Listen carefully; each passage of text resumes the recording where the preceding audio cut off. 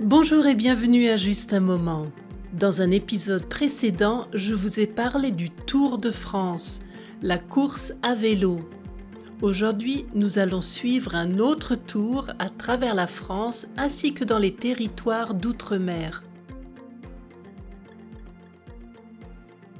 Avez-vous une idée de ce qui est en train de sillonner le pays ? C'est la flamme olympique, symbole de paix et d'unité. Son voyage sur le sol français a débuté le 8 mai à Marseille, où la flamme a débarqué d'un voilier après une traversée de la Méditerranée qui a duré 10 jours.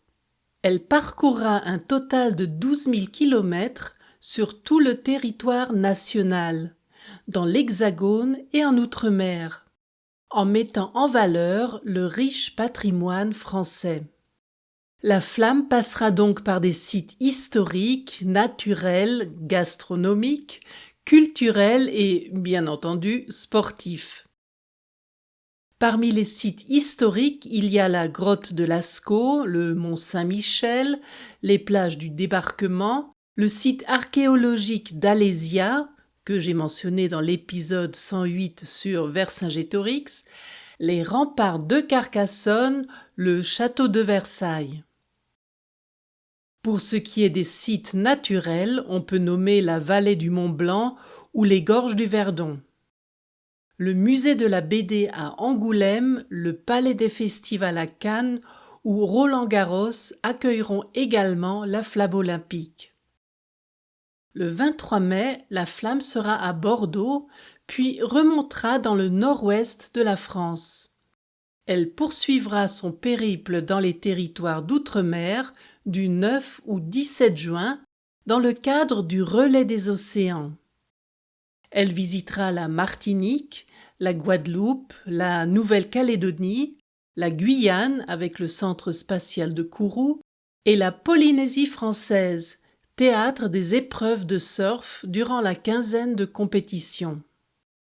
Le 26 juin, la flamme passera par le Parlement européen à Strasbourg et sera présente à Paris le 14 juillet à l'occasion de la fête nationale. Finalement, le 26 juillet, la vasque olympique accueillera la flamme pendant les JO au cœur du Jardin des Tuileries, entre le Palais du Louvre et la place de la Concorde. Elle sera donc dans le centre de Paris et accessible au public. Une dernière petite chose.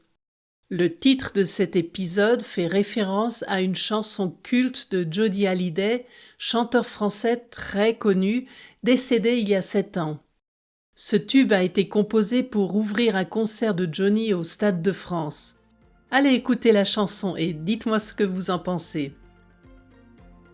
Et voilà pour aujourd'hui. Si vous êtes abonné, vous trouverez à la fin de la transcription de cet épisode quelques dates supplémentaires du passage de la flamme olympique.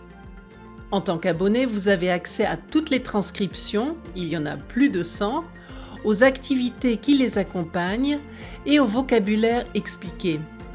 Je me réjouis de vous retrouver le 31 mai.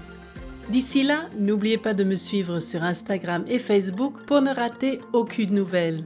Je vous dis à bientôt pour un autre moment ensemble.